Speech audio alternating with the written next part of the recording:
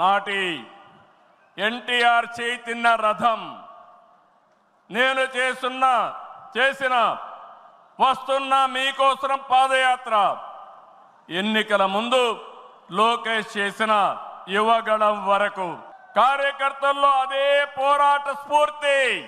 పాలన అంటే హత్య రాజకీయాలు, కక్ష సాధింపులు, వేధింపులు, తప్పుడు కేసులని మార్చేశారు గత ప్రభుత్వం. విధ్వంస పాలనతో రాష్ట్రాన్ని సర్వనాశనం చేశారు.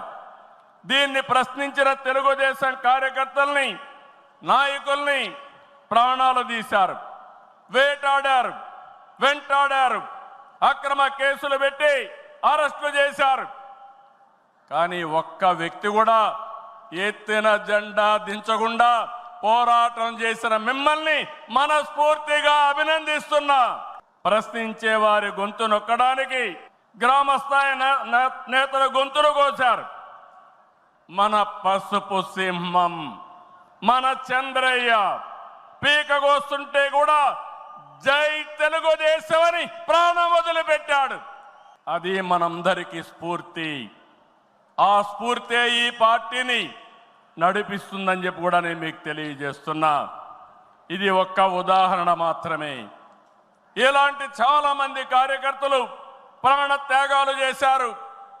ఆశయ సాధన కోసం రాజీ లేని పోరాటాలు చేశారు. వారి స్ఫూర్తి తెలుగుదేశంలో శాశ్వతంగా ఉంటుందని చెప్పి కూడా నేను మీకు తెలియజేస్తున్నా. ఎత్తిన జెండా దించని కార్యకర్తల పోరాటాలు, త్యాగాల వల్లనే కూటమి ప్రభుత్వం అధికారంలోకి వచ్చింది. మీ త్యాగాలకు మహానాడు వేదికగా శిరస్సు వంచి మీకు పాదాభివందనం చేస్తున్నాను. ఇక్కడుండే కార్యకర్తలే కాకుండా రాష్ట్రం మొత్తం కూడా ఇదే పోరాటం చేశారు. మీ త్యాగాలు వృధా కానివ్వం. కార్యకర్తల కష్టానికి గౌరవం, గుర్తింపు ఇస్తాం, సంక్షేమం చూపిస్తాం. ఈ రాష్ట్రాన్ని దశ దిశ మార్చే కార్యక్రమాలకు శ్రీకారం చుడతాం.